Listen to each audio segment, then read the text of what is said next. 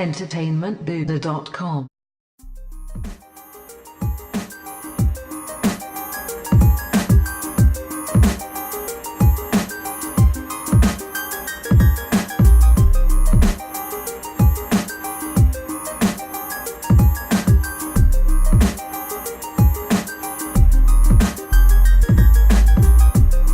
Hey now everyone, guess who's back? Guess who? That's right, it's Matt and Nick, and we are back for a new episode of Star Wars Time show, that is. That's right, we are back. We're going to talk about a few new things that popped up in the Star Wars universe since the last time we fired up our recording devices. And we had some big movement. You know, this week in particular, we had a big revelation that we've been asking for months now.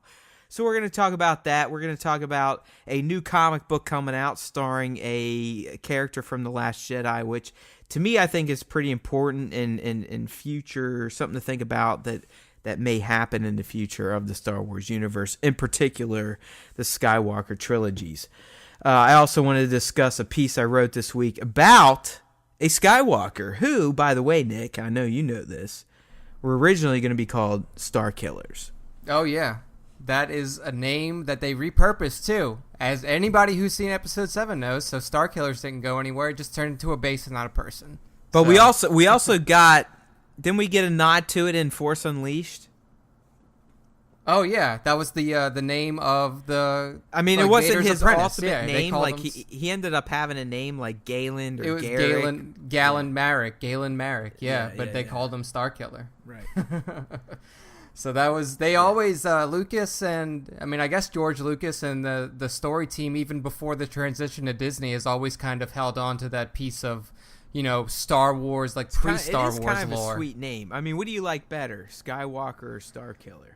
And try to remove all the nostalgia you have for Skywalker. Okay, see, that's hard to do. It's hard, I know. I mean, it's hard. Just pretend. I mean, Starkiller is a fucking badass name. I know. But it seems like it's almost more like an evil name, like a bad guy. Yeah, it has to be a bad guy. I agree. Yeah. So, no Star Killers that we're going to be talking about, at least that we know of, for Episode 8. But we did get it in Episode 7. We got it in Force Unleashed. If you haven't played the Force Unleashed games, go do yourself a favor. And honestly, dude, I mean, it has been relegated to legend status. But before that, I think it was one of the best Star Wars stories we had. Because, you remember, that was in a period of time where we just got, you know, raped in the mines by the prequels. So Star Wars was kind of down. It was down for me, at least. I mean, I'll admit it. I really had a hard time just coping with the fact that I was such a huge Star Wars fan because of those fucking prequels. I doubted my life, honestly. I mean, I doubted at 25 years old. I was sitting there going, what the fuck have I done? Like, what have I done? It was a hard time. What choices did I make based on this fucking franchise? George Lucas was like, if there is one thing that we can almost have in common with Scientology, it's that George Lucas development of the prequels was almost like L. Ron Hubbard level for like hardcore I Star worshipped Wars him. fans. Like I mean, I wanted nothing but to meet the guy, worship at his feet, do anything for him. I would have done anything for George Lucas at one point in time. Now that has changed a little bit. And honestly, dude, I'll be honest with you, and I just rewatched it because I think TNT or TBS has been replaying the classics over and over and over throughout October.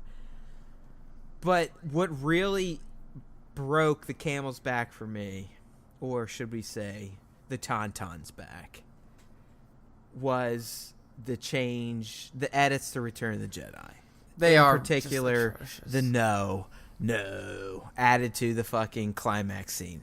I just watched it again, and my mom was here, so the emotions were even a little bit stronger because, she was part of my early life and getting me into this and supporting me being a Star Wars freak.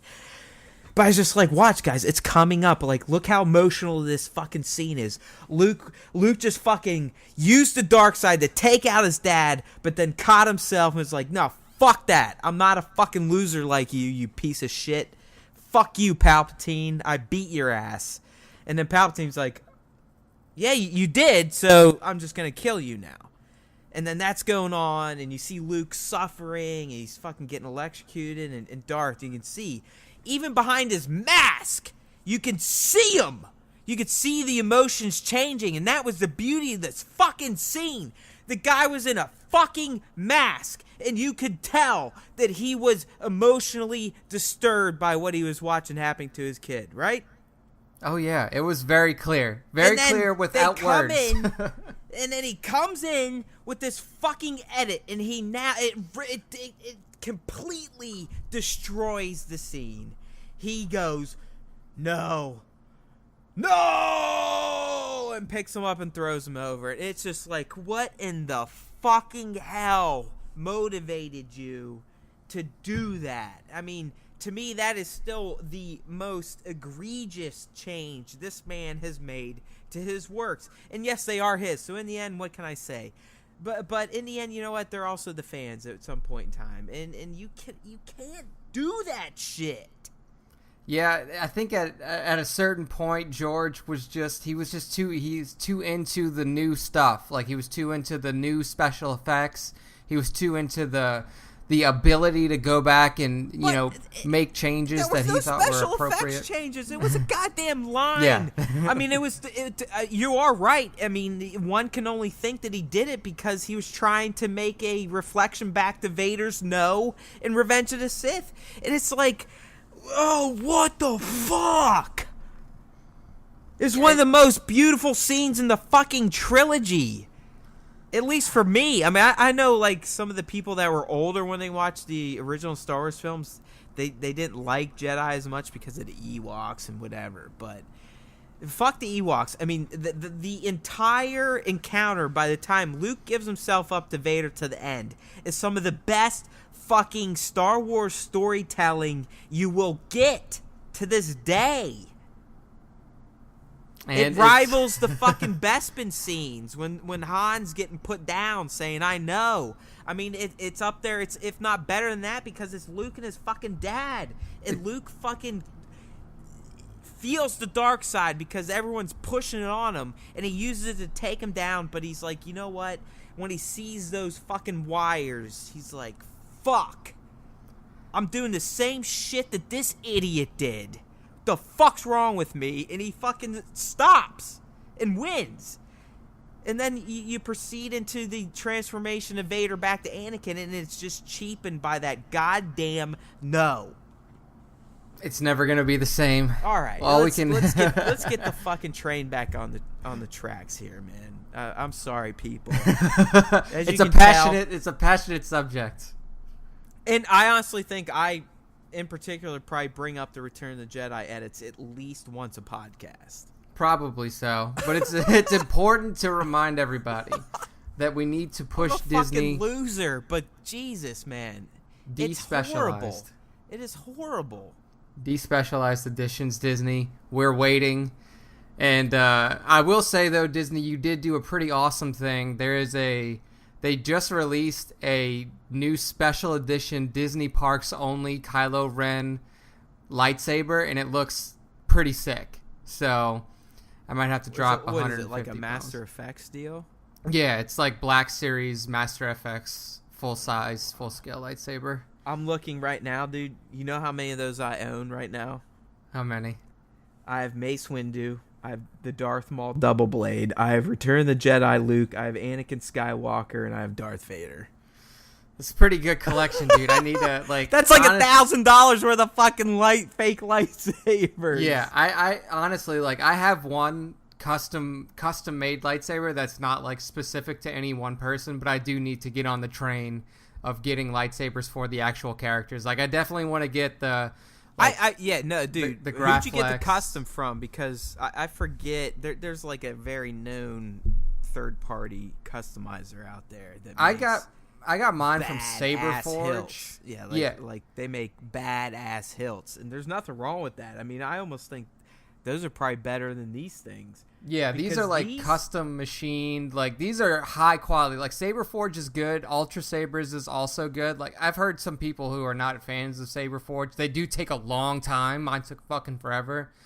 Ultra Sabers is super fast, and they're also super high quality. And then like if you want like top of the line, like Vader's Vault, Solo's Hold, like those are like way up there, like $1,000, like almost perfect replicants. You know where I think we're at in terms of technology? I think like something with the HoloLens, which at this point I'm pretty sure Microsoft just killed and didn't tell anybody.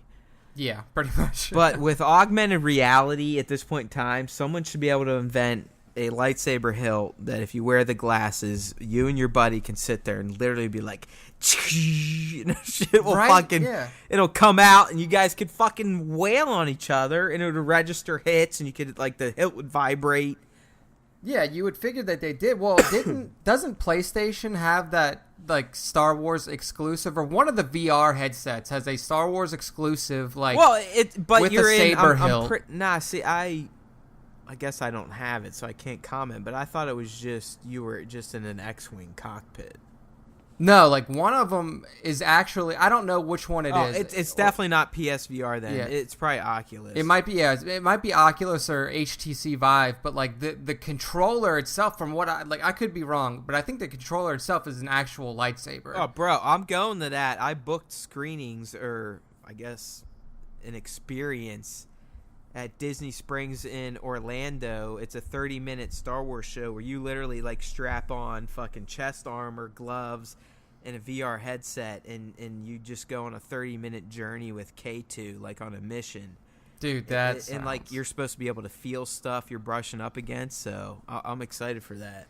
Wow, yeah, that sounds pretty fucking awesome. I haven't heard about that yet, but I might have to get on that next time I go to Disney too. Is that like a special deal though? Like you have to book that separately? Oh yeah, like I bought the tickets a few weeks ago. Okay, yeah, I have to look into it because that sounds fucking amazing. But all right, so we want to jump into. Have we even like introduced what we're talking about? Yeah, I think I did at the beginning. So do you want to run with the big one first? I mean, I guess yeah. I mean, this is the one that we've kind of been waiting for since before directorial changes and everything else, so we might as well go into it. Yeah, go ahead, kick it off. So, I'm gonna send you this link. So yeah, the movie thing. Ever since the Han Solo movie was announced, we've all been kind of waiting for the official title for this movie. I mean, me and Matt have talked about it on pretty much every cast. I mean, you know, counting down the months and the days that it's been, you know, or until the movie releases and we don't have a title yet. Well, now we finally have the fucking title. It came out, and lo and behold, it is simply Solo, a Star Wars story. So, Solo Cup. Do you think that it could have been anything else, or was this just like I mean, it? That's kind of how I wanted to frame the discussion, because, I mean, how much can you really say about the name itself? I mean, I like the way they revealed it. I honestly think Ron Howard has done a fantastic job since he took over of kind of bringing fans into the production, because he's been the only Star Wars director to share shit, right? Yeah. I mean, Ryan. I guess Ryan did. He got maybe 4 or 5 things out total that were kind of neat. So he wasn't the first, but I mean, Ron Howard he was good for pretty much a set pick a week or every 8 days, something like that, after he took over. So I like the way they introduced it with him saying, oh, hey, we've wrapped, and do we have something to share with the fans? And then lo and behold, what do we get? A Wookiee arm comes in and reveals Solo's Star Wars story. But either way, yeah, dude. So what was your initial reaction? Was it like, yeah, duh, or man, or yeah, okay? I mean, to me, it was just like, yeah, no shit. Like, of course it's called that. I mean, even down to like the image of Woody Harrelson that we had when he was like, you know, stoned and making his fingers around that sun. It said, it just said Solo on the shirt. So yeah, you're right. I totally forgot about that. I mean, why are we even talking about it? I totally forgot. He fucking leaked that shit. Yeah, so I don't know. I mean, like, I guess when we talked about it on the cast, we were like, well, maybe that's just like a working title. You know, they're on the set. They just call it, Solo, whatever. It's a Han Solo movie, so it's just kind of, what they're calling it. But, I mean, honestly, there was really nothing else it could be called, right? Like, I mean, you could have tried to throw something in there with, like, a smuggler's tale or some shit like that. But okay, I mean, no, you're right. I thought smuggler could have been in there. Yeah, but yeah. So, anyways, I'm kind of the same way. I mean, I had one friend who was a big Star Wars guy like us, and he was just like, "Man, that is just lazy as fuck." And I'm going, "Well, dude, really, what else could they call it besides Han Solo, a Star Wars story, or Solo, a Star Wars story, or like you said, a smuggler's tale?" But at that point, it's like, I think people forget that all these standalones have to have a Star Wars story appended to the title first off. Yeah, I mean, so you're not going to call it a smuggler's a smuggler's tale, a Star Wars story, or smugglers, a Star Wars story. That sounds weird. The guy that was upset, I think he had a good point. Well, why not just call it scoundrel? I mean, that would be another good one, but it's just.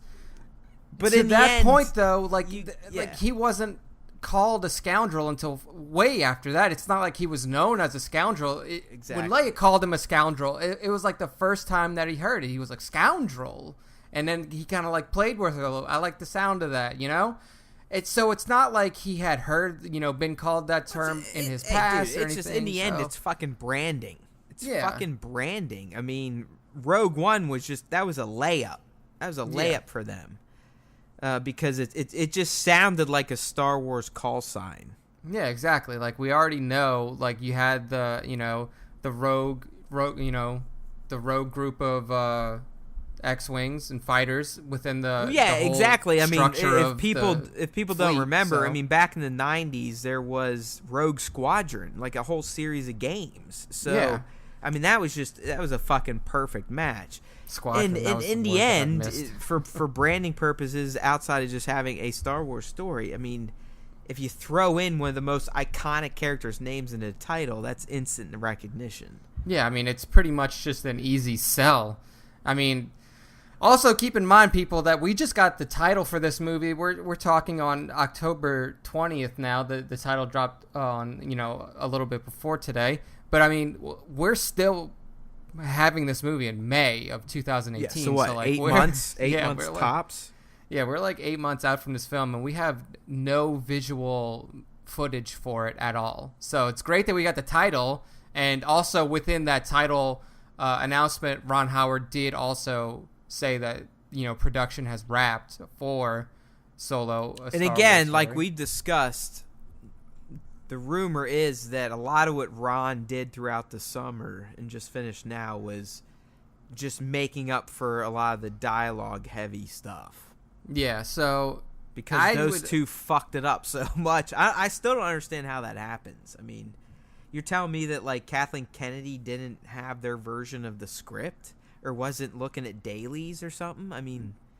Yeah, I mean, I just feel like there was here, dude? A lack of oversight was definitely a problem on that film, because you don't get that far into production with, bad dailies and dialogue that is poorly, acted or poorly directed, poorly rewritten or whatever, without somebody noticing it. If somebody is watching the dailies or, so it almost seems like they just kind of let these guys have a long leash, and then all of a sudden, when Kennedy or Kasdan or somebody watched these dailies, they were like, wait, what the fuck happened Yeah, here? They're like, oh, shit. Yeah, it's like, hold on.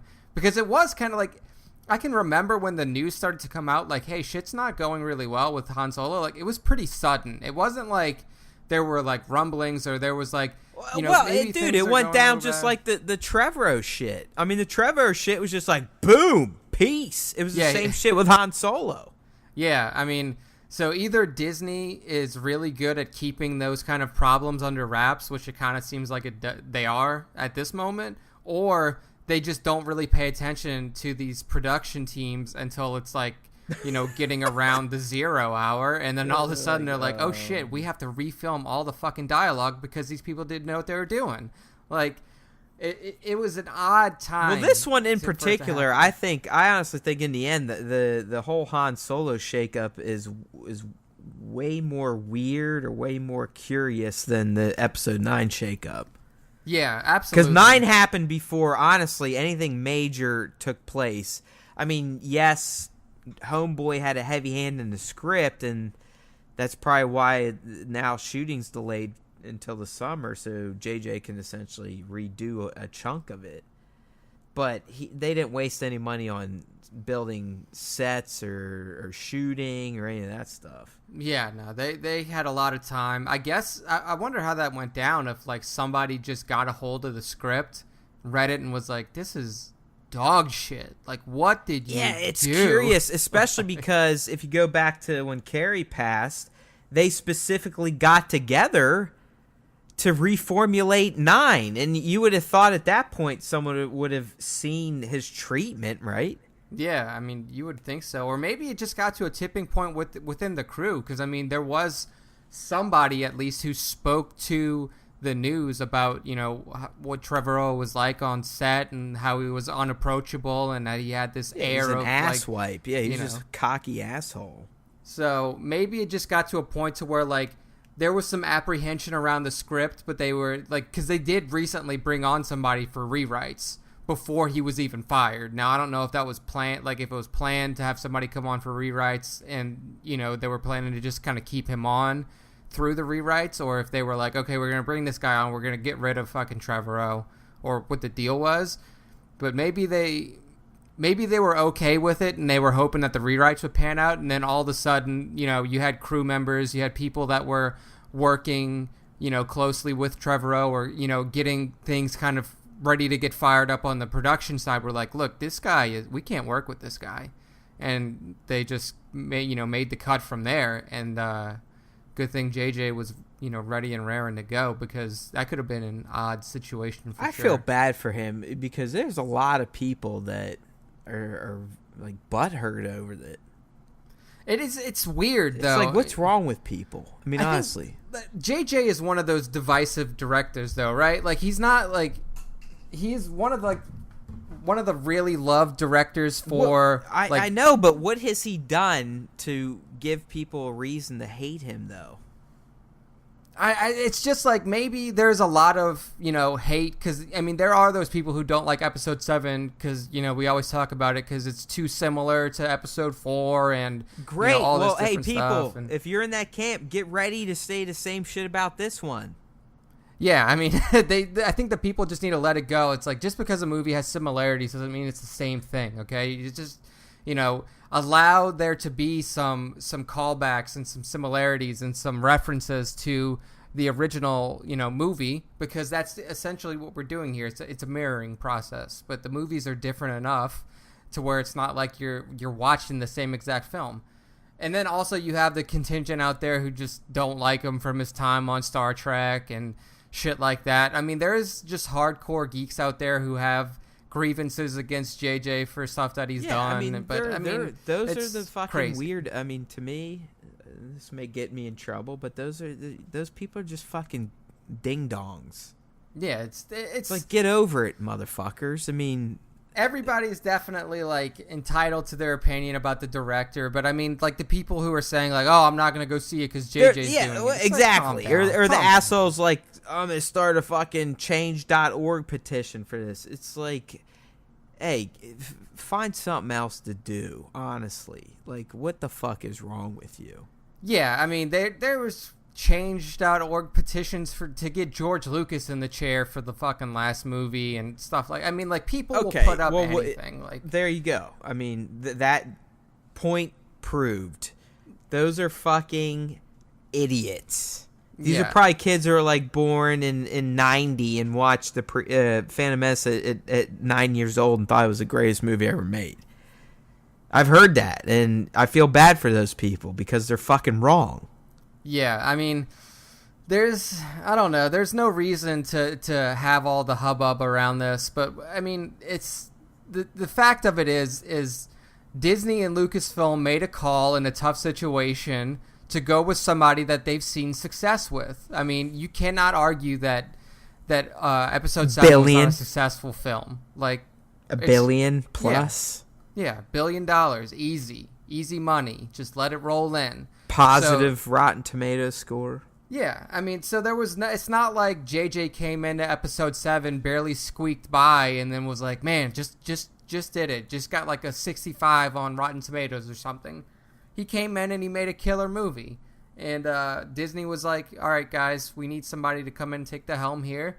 Do we want to bring in somebody completely fresh, never worked on Star Wars before, or do we want to go with somebody who we know is track record and we know has been keeping up with this franchise both in front of the screen and behind the screen since the new trilogy started? So, I mean, it makes sense. So I think the people out there who are a little bit flustered over it need to kind of take a practical view of things and not like, I want fucking George Lucas or Steven Spielberg to direct this film. It's like, look, dude, just be real. Be real here, You don't please. want George Lucas to direct anything Star Wars at this point in time. I'm telling you. Yeah, don't. It's time to move on. He's the creator. I mean, yes, he is God of Star Wars, and I will never deny that. But he lost his way. Yeah, he's strayed. He strayed to the dark side. He told 3 pretty poor stories. He's too focused on the technology of the time, and in the end, it was a great contribution to cinema. But it was at the expense of the Star Wars lore, and that to me is unforgivable. Yeah, and that's what's important to all of us. I mean, all of us are into the lore. That's why we love Star Wars. Obviously, you have sweet-ass weapons like we were talking about. We both own lightsabers. Badass weapon. But, like, the lightsaber is nothing without the story behind it. So, if there was a movie, if Star Wars was a mediocrely told film and it had a badass weapon in it, nobody would own them, because the story is not cool enough to have the weapon that's in the movie. So that's what it's all about, people. It's all about rich storytelling. Remember that. So Star just Wars get ready is for about Empire Strikes Back Part 2. It's coming out on December 15th, 2017. So moving on, if we want to talk a little bit about the movie coming out in December 2017, December 15th, we have some information that's going to be coming out in the form of comic book about DJ, Benicio del Toro's character. So, like you said to me, Matt, when we were, before we fired up the mics, you dropped me a Facebook message. You said, do you really think this guy is important enough to have his own comic book? So, yeah, I mean, what do you think about that? This character that we know nothing about getting his own comic book, when really the comics have been kind of, built around characters that we know already. Huge. I mean, dude, look at the only other characters to get one-offs. I think it's C-3PO. Yep. That's pretty much it. C-3PO's been in every fucking Star Wars movie ever made. Yeah, and then, the rest of the comic threads, I mean, you have the huge volumes about Vader. You have the stories in the comic books that kind of fell between films and fell between the cartoon series and stuff like that, and it's all around characters that we're already familiar with. So to have a comic book about DJ is very interesting, because it's, like we said, we've never heard of him before. We went into this movie assuming that we would know nothing about him and that we would kind of get introduced and get some of his background through the film itself. But now it seems like Disney, Marvel, Lucasfilm really wants to kind of get you to know this guy before you even get in the theaters. So, not even before he comes out after. I think it's just going to expand upon the character, which, again, like we've been saying, to me, that signals that DJ is more than just a dude. Yeah, so you think this is setting up for him to be in Episode 9 in some way? I think it's setting up for him to be either like a major revelation type of character, or he's moving on. I mean, where's fucking Amlin Holdo's fucking comic? True, very true. I mean, he's got to be. You're right. He has to be a key player because they don't just give these to anybody. No, like, I mean the only one like from memory that I can think of that has gotten just a one-off is fucking C-3PO. And it was about his arm. Yeah, and that to me, he's legendary. I mean, C-3PO, love him or hate him, he is legendary. He is in every movie. Yeah, I mean, he deserves not only a standalone, but like I don't know how you would work an entire like comic thread for 3PO, but I think him and R2D2 deserve like their buddy adventures in a comic. Right. So the point is, I mean, if those guys got a one-off and DJ's getting a one-off, to me, he's just as important as say a Boba Fett or a Han Solo or a Luke Skywalker. I mean, I think it's huge, to be honest with you. Yeah, it's definitely big. I mean, he's going to play a major role in something, and more than likely in the Resistance effort. Yeah. I think that's clear at this point. I mean, he has to, we assume that we're going to meet him under very odd circumstances, and then he's going to be this kind of shadowy character that is neither good nor bad. He's kind of in the middle. I think he's going to be like Han Solo. Yeah. So essentially what we're expecting is that he's going to come into the Resistance fray, and he's going to stop doing whatever he was doing for money because Finn and Rose, we know this is fact, they go to Canto Bight. Yep. To find the guy because he's one of the most infamous hackers in the galaxy, or splicers, whatever you call them in Star Wars. And they're probably hiring him to crack some sort of First Order bullshit. And it's probably what gets Finn and Rose into the First Order. Yeah, I mean, they essentially, like an easy way to kind of bring his character in is like they need to get identities or something like that. Like they need to get forged identities in order to get access to some sort of base. Yeah, you're probably dead on. You're probably dead on, I think. So, I mean, that's a pretty easy way to bring him in. And then, of course, I'm going to take that to the bank for Nick, actually. I think that's a great guess. I think, it'd be awesome if we saw something like that. They get fake identities because, of course, like that's black market shit. And that's what DJ deals in, at least from what we've heard, But I think at the same time, he's going to somehow get embroiled in the conflict unwillingly. Yeah, something's going to be like Han in A New Hope. I'm telling you, he's going to sign on for a job for money, but he's going to somehow like buy into the cause by the end.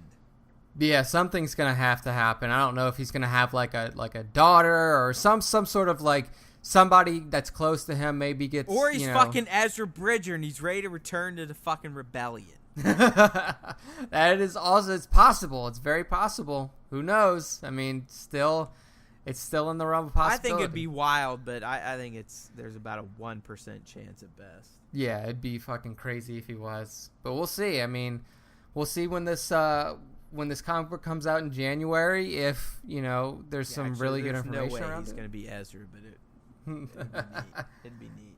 It'd be a dream. It'd be one of those big dreams. It would just be cool. It'd really show their commitment to circling all these motherfuckers, all these new properties into one, regardless if it's print, illustration, cartoon, or live action.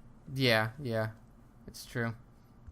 But yeah, people, so if you watch Star Wars The Last Jedi, December 15th, and you like DJ's character, expect more of him. Because it's supposed to tell about.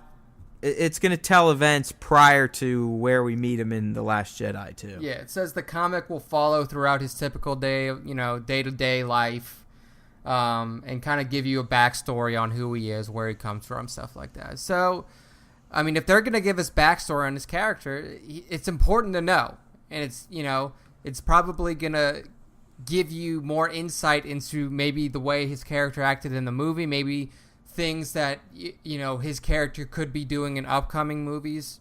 Lots of good information there. So good stuff.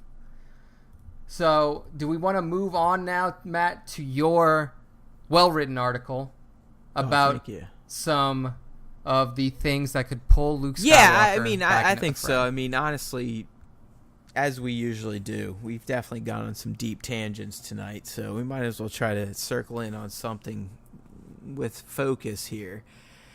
So this week, I mean, if you guys, hey, we appreciate you if you just listen to podcasts. Trust me, we love you. But I also write for my website, entertainmentboo.com, and I put out an editorial this week titled 3 Events That Could Get Luke Skywalker to Join the Resistance in The Last Jedi. So, I mean, Nick and I, we've kind of hinted on this stuff and have casually talked about it, but I just want to expand upon it. So I wrote an article, and I came up with the 3 events that I could see that would motivate Luke Skywalker, who, as we know and as we saw in the last trailer, is someone that is very okay being self-exiled and really feels like he's doing the galaxy a favor by not being involved. So these are 3 events that I think that could potentially change his mind. I mean, that's how I set it up, Nick. And it's also 3 events that we are led to believe could very well happen. And it's not like you just pulled these things out of nowhere. Right. Like, I mean, this is all trailer. really, it was all based on the last trailer, to be honest with you. Yeah, from the trailer, all of these events could happen. I mean, whether they play out in one way or another, we're not sure. But all of these events could very well happen and could result in Luke, going back to the Resistance and seeing the error of his ways. So you want to kick it off, Matt? You want to give us the first one? And I honestly think that this is going to happen regardless if it motivates Luke or not. And that is General Leia getting gravely wounded. And I know, Nick, I think you brought it up. You're the first one that just kind of threw it out there, and I think you're right, and I've seen it on other outlets and whatnot. It's the fact that early on this movie, and it kind of makes sense now that we've seen Kylo with still fresh bandages on his scar attacking his mother's capital ship, but supposedly early on this movie, Leia's going to get fucked up. Yeah. And that's the whole point that Laura Dern's character was brought on. This Vice Admiral Amelin Holdo is essentially going to take over for Leia as she's recuperating.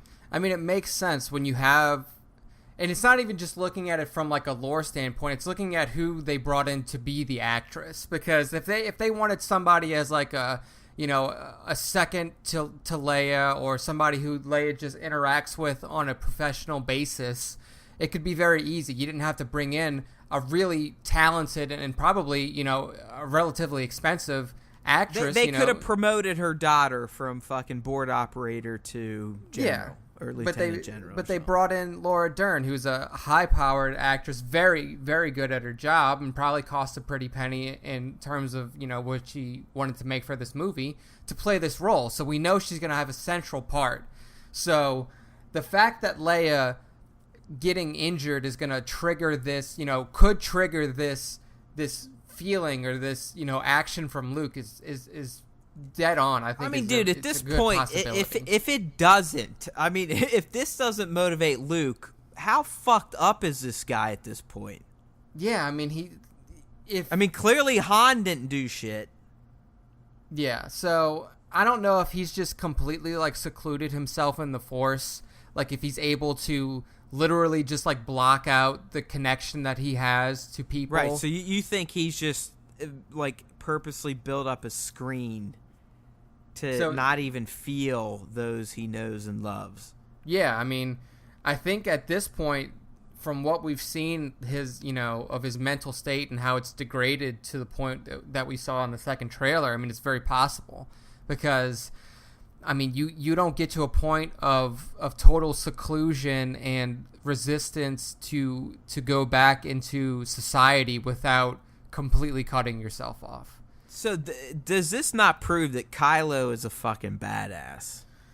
Yeah, dude, God. Because this is all Kylo's doing.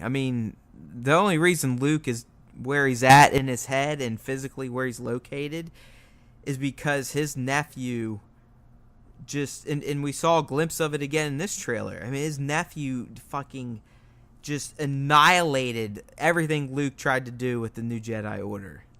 Yeah, he's not only by himself and probably his followers. Yeah, he's not only annihilated the Jedi Academy and what it stood for, and completely mentally destroyed his uncle.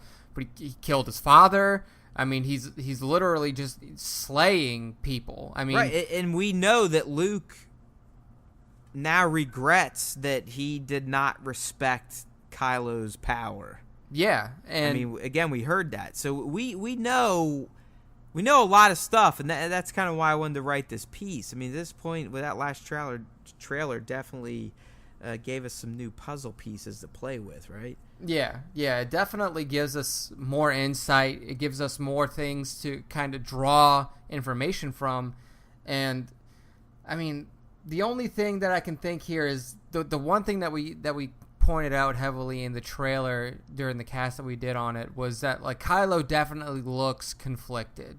And that's like we didn't see him shoot. We see him in the ship. We see him with his finger on the trigger. I think he's gonna do it. I mean, yeah, I think he's gonna think about it, but I think in the end, he still is under the guise that this is the way to go. I mean, we heard in the trailer like, I got to kill my past completely. Oh, that's gonna do it. I mean, he's still yearning and searching for this fucking fix that's gonna give him this power he believes that his grandfather had.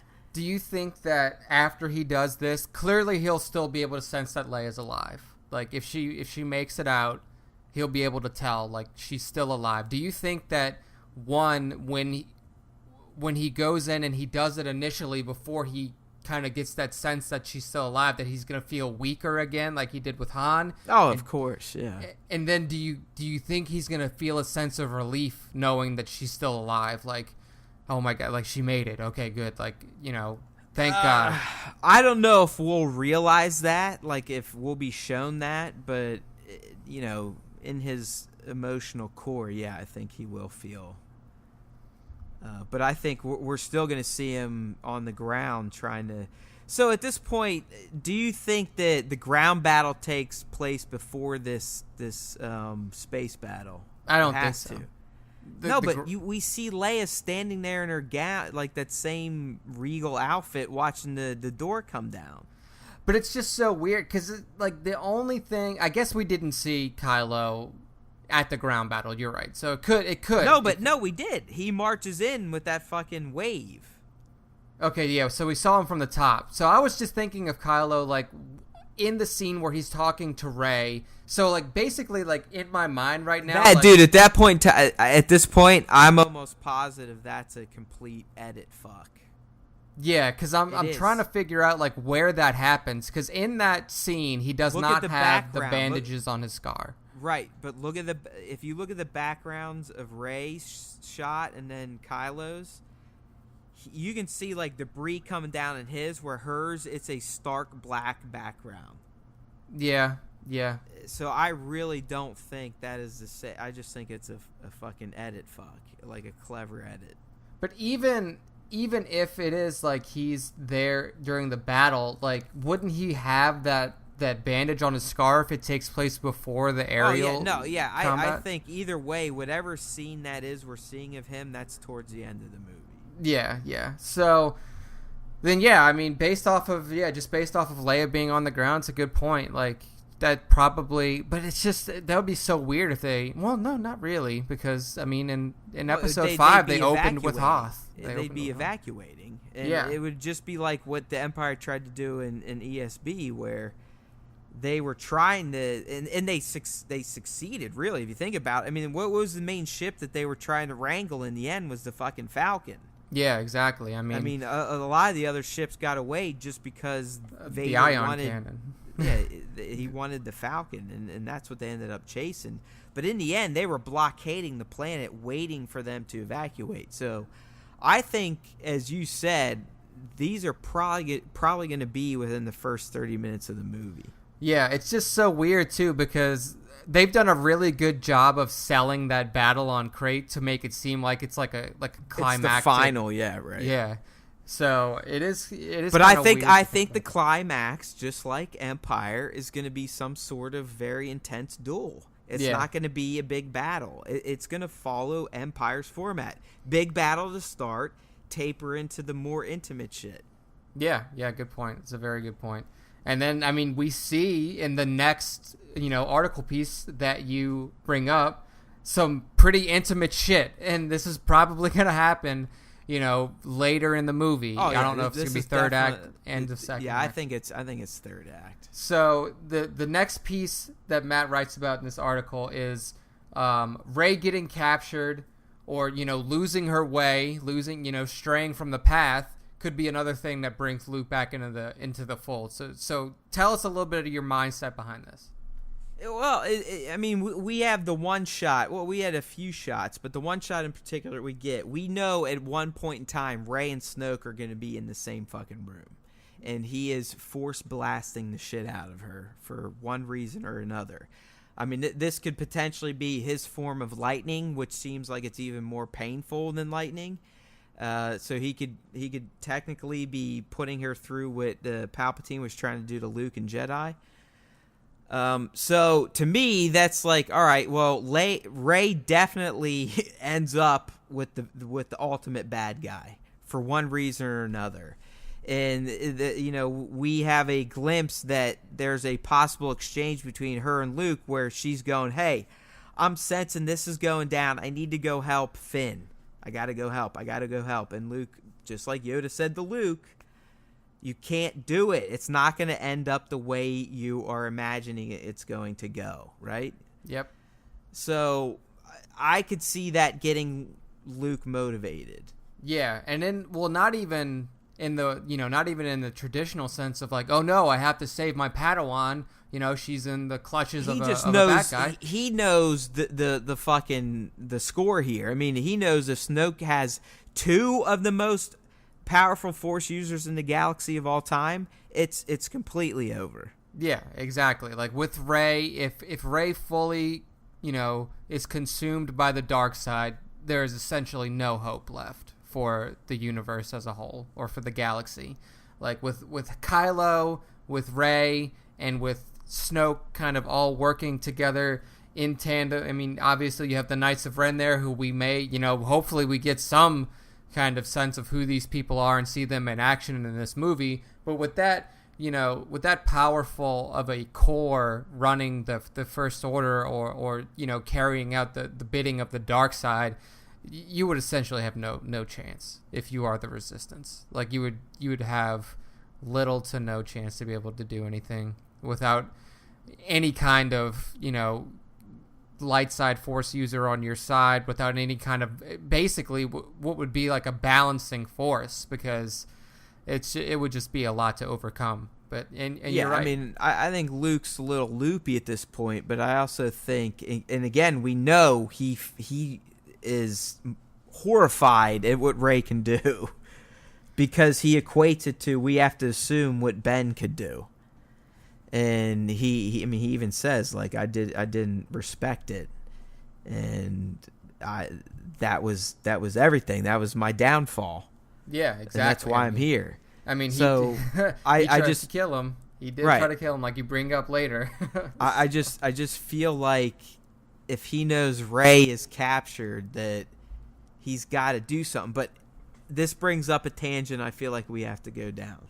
I feel like we have to. So we know the Falcon makes it to Crate. Yep. Do you believe Rey and Luke made the trip? No. Or do you believe it's just Rey? I think it's just Rey. And it's going to be... Okay, so like... this is such a weird thing now that we're putting Crate in the beginning of the film. Like, I know, really dude, early. I know. So now I feel like I can't commit to that anymore. So, like, if Crate is very early in this movie... Well, no, here, I think... I'm going to go back to you now. I think you're right.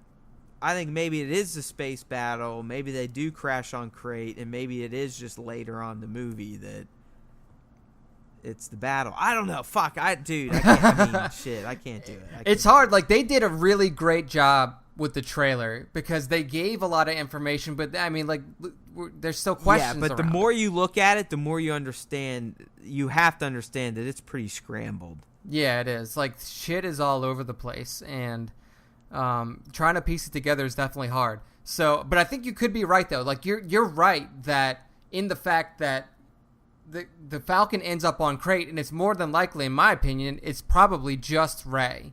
Like, Luke is not going to go, at least from everything we've seen from the trailer. Like, he's basically just saying, like, he's like Yoda. He's like, peace. Like, he's like, if you leave, peace, you're fucked. Like, it's not going to go the way you expect it to go. So here's the tangent I want to go down. Do we see him fucking get in an X-Wing or something? Like, is there an X-Wing on Octo or Octu, whatever the fuck you want to call it? Hidden away? Yeah. With the, I mean, because how the fuck did he get there? For what we know now, Jedis can't teleport. The only other thing that I could think of to how he got there is, like, he did get there with an X-Wing, but then, like, R2 piloted it back by himself. And that's why he knew the coordinates. But yeah, good call. But it is very possible that there is just, like, an X-Wing there. Like, you're right. He needed to get there somehow. R2 well, that's what I'm saying. We're talking about, like, I'm throwing out Luke's getting in the fray. Well, in the end, Luke's got to have wheels somehow. Yeah, he's got to get there. Either he leaves willingly with everybody, or he fucking lets them go and then realizes, like, okay, we're all fucked. Okay, I got to get back into it. Here we go. Okay. He fucking fires up Red 5, and he's like, pew! Ready to go. But, I mean, like, okay, even if he didn't have transport, he had no transportation. Say he did get there on an X-Wing and then R2 piloted it back. He probably had no intention of living out his entire life on this island. So he has to have some means of communication for when, like, he felt like it was time to go back. So he's got to have a communicator. He's got to have some sort of HoloNet link somewhere on this island to get in touch with somebody to say, like, all right, guys, I'm here. Here's where I am. This is my coordinates. Come pick me up. I'm ready to go. So if he doesn't have a ship, he's got a way to get in touch with people. And then maybe what happens is he calls somebody in. Like, he calls Poe, he calls the Resistance base, something, and somebody comes and picks him up. That's one option. Or, I mean, obviously the other option is that he has something there, or somebody just swings in and is like, after Rey leaves and she shows up on Crate and everybody's like, all right, where's Luke? You were with Luke, right? Where's Luke Skywalker? She's like, he's kind of weird right now. He didn't come with me. He's freaked out. He's in this hollowed out cave. He's talking about some crazy shit about the Jedi ending, so maybe somebody else should go check on him. And then somebody goes there after, either, before the battle or after. Could be Poe. Poe picks his ass up. It's possible. It's very possible. I mean, so that's why, I mean, in the end, that's why I had fun writing this piece, because let's face it, people, the name of the movie is Star Wars Luke Skywalker. Yeah, essentially. Right? I mean, Ryan Johnson confirmed. He has vehemently come out and said, "Hey, everyone, the Last Jedi is Luke." Yeah. So basically, they didn't let him name the movie Star Wars. I don't see Luke just chilling. And to your point, and I know you've always kind of expected it to happen, but there could be a chance Luke doesn't make it. Yeah, I mean, and again, that requires him to get into the mix. So that's why I kind of went down this little fucking rabbit hole. Yeah, and I mean, like you said with this last one, him getting into the mix, I mean, the mix may come to him. So yeah, because like Nick said, I mean, the last point here that I made, that there's a chance that Kylo could bring the fight to Luke. I mean, we've heard rumors that there were set pictures that it looked like there were potential Knights of Ren on Acto, and that could signal that they somehow find them, and they were potentially tracing their hyperdrive ion trail. So clearly, if Kylo brings the fight to Luke, Luke's getting into the mix. Yeah, he doesn't really have a choice there. And like you said in the piece, like, Kylo's already tried to kill him once. So Luke, if he shows up on this island, Luke's not going to play that game of, like, I can save you, don't do this. Like, he's already been down that path. Oh yeah, I think at this point these two are straight up, he's got to die. Yeah, adversaries. Like, Luke's not going to try to save him. Luke's going to try to end him. And who knows how that's going to make Leia feel. Obviously, we know that she believes there's still good in him from episode 7, that, the little boy Ben is still within that body, within his heart somewhere. Here's the other thing we kind of have to bring up real quick. I mean, if Luke does get back in the mix, what the fuck weapon is he using? I mean, we've talked about that so much. I mean, episode 6 saber, we assume, is gone. There's been speculation that he makes a red lightsaber because there's speculation that he has his father's crystal. It makes sense because his father's lightsaber crystal is accessible. And I'm pretty sure that's legit because I even think the Funko Pop of Luke in his brown Jedi, if you want to call it that, get up, he has a crystal on his neck. Yeah, so I'm sure that he has, extensive training creating a lightsaber, and who knows, with this being the spot of the first Jedi can temple. You imagine that moment if he if he lights up his green one, I think I'll fucking explode. Like, I literally think I'll fall out of my seat. Yeah, I mean, that would just but be... how about this? If he lights up his green one and it's red, I think I'll fucking scream. Yeah, like... Or if he just whips out a new one and it's red, I'll be like, fuck! Just to see Luke Skywalker holding a red lightsaber would be, like, earth-shattering. Like... This dude was the paragon of the galaxy, the one, essentially, the hope that was, in the title of the first Star Wars movie ever made, A New Hope. And he is now igniting a red lightsaber. I mean, that would be massive. Just a ground shaking. There would be audible gas. People would freak the fuck out. Like, it would be crazy. Yeah, it's like I said, I'd be like, ah! I mean, it's almost like a betrayal. I mean, as a fan, like this, like everything that I just said, and then this character lights up a red lightsaber, and that's essentially what if he just shows up and he's like, fuck, he just starts fucking everyone up, and he's like, you know what, fuck you Snoke, fuck you Rey, fuck you Kylo. What if he? What if they don't give him a saber and he just like is just this fucking Force god where he just like he's like Galen. He can pull a fucking Star Destroyer out of the sky. Yeah, I mean, we all know Mark Hamill's an older man now, so if he does do any sort of lightsaber combat, it's going to be through CGI. It's going to be through a body double, and his face be like is going to Count be on Dooku. it. Yeah, exactly. So maybe they think Luke at this point does not need a lightsaber. He is now a Force ascendant. God, I have a feeling that that's gonna be a scene. I have a feeling there's gonna be a straight up full frame Luke with saber money shot. Yeah, I mean, like it would. I think it has to be in here, right? Everybody wants to see Luke Skywalker again. You get to see him at the end of episode 7. If it isn't, that means he's guaranteed living to 9. And then he makes another one. Yeah, he gets one ready. He lights up a purple like Mace. No, please no, please no, dude. I don't know. No more fucking purple lightsabers.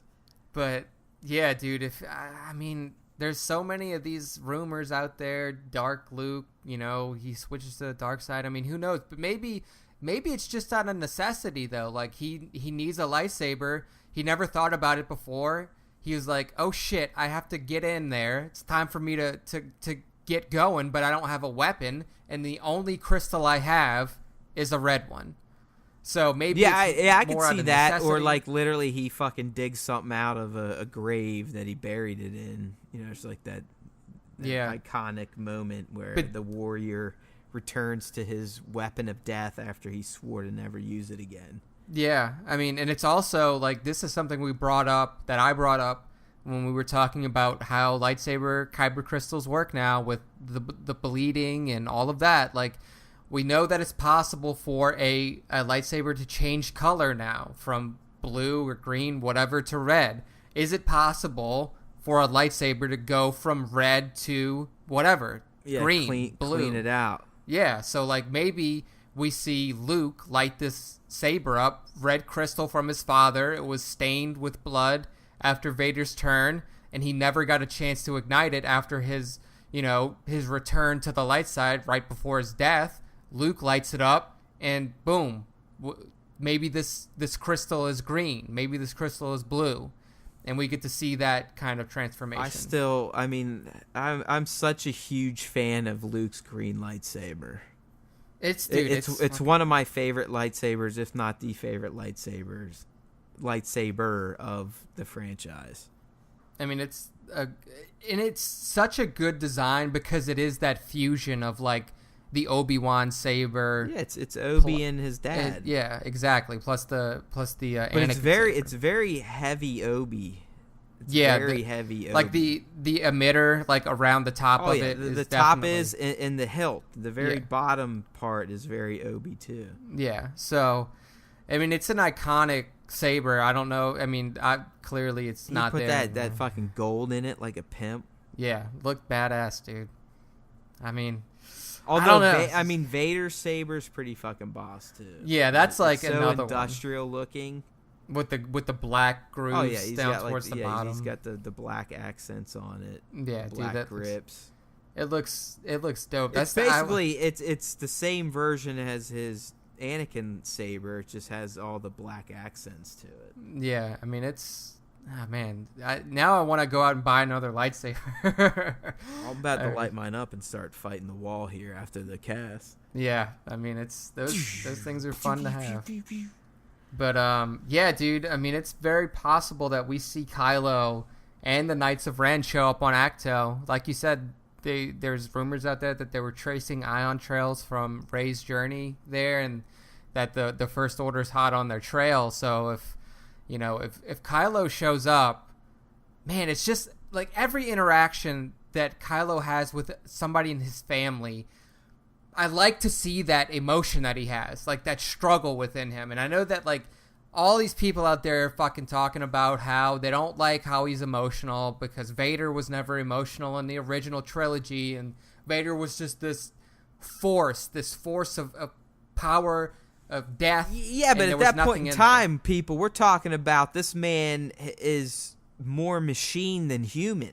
Yeah, exactly. I mean, Kylo's still fucking Kylo. I mean, he's still Ben Solo.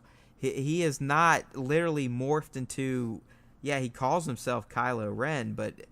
I mean, Darth Vader truly became a new character separate from Anakin. Yeah, exactly. Because of his injuries and just... I mean, he wasn't the same person. Yeah, like when that scene in Episode 3 when Sidious dubs him Darth Vader while Anakin is kneeling right after, saving Palpatine's life in his office. That's not the moment that Anakin became Vader. Right. The moment that Anakin became Vader... When that face mask locks onto him. Yeah, exactly. That first breath that we see come out, which... I mean, that is a good... That 15-second scene right there... Where you see the the whole, I mean, really the whole part from when Anakin's down there suffering on to when he's on the gurney or the operating table until he starts yelling, no, it's great. Yeah, that's really great good content. Scene. Yeah, it's it's just like you get to see Darth Vader literally forged through pain in that scene. Like, you see Anakin just fucking he's destroyed. I mean, he looks like Freddy Krueger and has no appendages. Yeah, and I mean, when they start to, when the machines go to work on him, I mean, the cries of agony, the wrenching and pain, like that is when Darth Vader was born. And Kylo has not gone through that. Kylo is essentially just a kid, now kind of like a man who is straight off his path. And has kind of started. Well, you could even argue, dude. I mean, you made great points, but you could even argue that he ultimately became Vader when he learned that Padme is dead and that he had a hand in it. Yeah. So, I mean, once he realized that everything that he fought for was a lie, and that everything that the But Emperor then, had but promised then he him just was kept doing a it lie. because he just wanted to revel in the hate and the pain. That's what made him so bad. Well, that was all that he had left. I mean, Right. what did Anakin have? What did Anakin Skywalker have? Nothing. After You're exactly right. Like he's like, well, I fucked up so bad. All I have is to just hate myself. Yeah, I mean, it's not like and hate everybody and just suffer. That's why he moved to fucking Mustafar. Yeah, that was all he knew. After that was pain and hate and despair. I mean, he couldn't even go back to his best friend because he tried to kill him. Like Anakin tried to kill his best friend Obi-Wan Kenobi, and that's how he ended up the way he was. So it's not like he could just go back to Obi-Wan and say, "Look, you were right. I fucked up. Help me." Like that wasn't an option.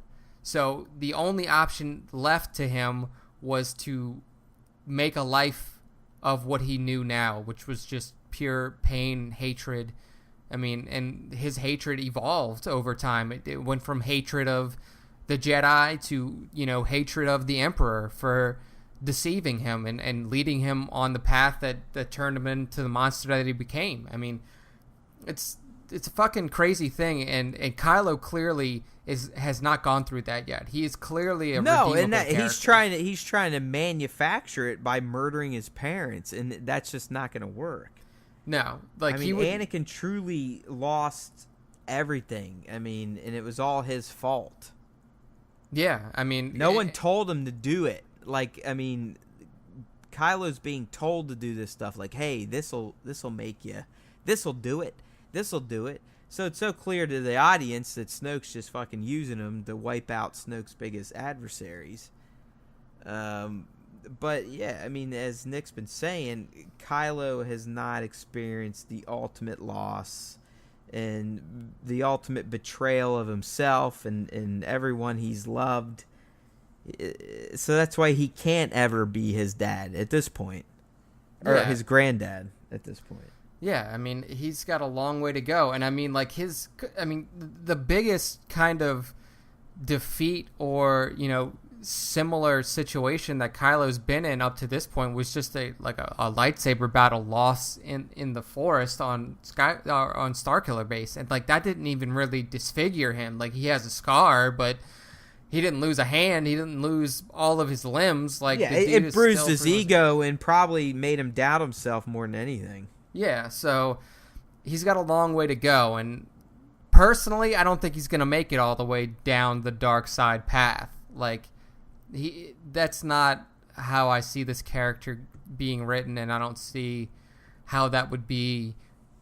I don't think it would be an interesting story to tell if it was just like, movie 1, Kylo's fresh-faced, movie 2, Kylo has a scar now, and then he does something else, and he's further into the dark side, and then movie 3 is like, oh look, he's all dark side now, and then what's left though? Like what's left in the third movie of this trilogy if it's just Kylo keep going down the ladder to the dark side? Like there's no logical endpoint other than like he dies or something similar that happened to Vader where like Rey strikes him down, and before he gets killed he's like, oh my god, I was wrong, I should have came, I made a mistake. Yeah, I mean in the end you'd like to see Kylo and Rey come out on top and hopefully Luke's still alive, but yeah, probably ain't gonna happen. We'll see where it goes. There's still 2019 until episode 9, so we got time there. We got what are we talking about? We haven't even, episode 8 isn't even out yet. Yeah, I mean, we have, less than 2 months now, people. Like I said, we're talking on October 20th now. You're probably going to hear it a little bit after October 20th. So we're under the 60-day mark, under 60 days until the film is out. So, yeah, I mean, it's a really good article that you put together here, and it's all of these options could definitely bring Luke back into the fray, and that's what we've been wondering since we first heard about the rumors about how Luke was and in his exile and stuff. It's like, what's going to get him back onto the battlefield? What's going to get him back into the Resistance, fighting against the evil forces of the galaxy again? And these 3 things could definitely be what drives him back into that, into that role. So the only one I left off were the Porgs. The Porgs?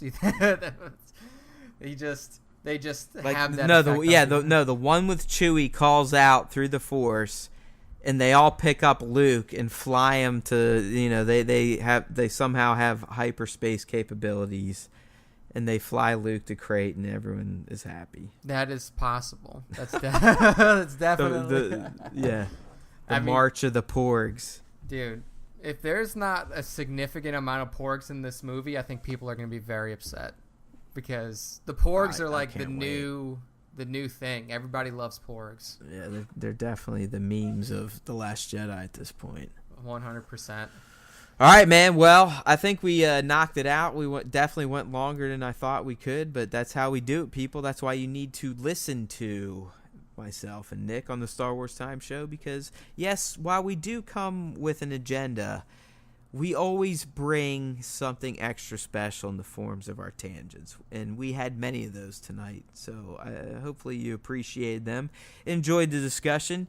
Let us know by interacting on YouTube, leaving comments, or in the post itself on entertainmentboo.com, or just leave a review on iTunes, Google Play, Android. We're out there. Just search for the best podcast for Star Wars fans and pop culture geeks. Trust me, it'll come up number one. You'll find us in iTunes. Subscribe. We love you.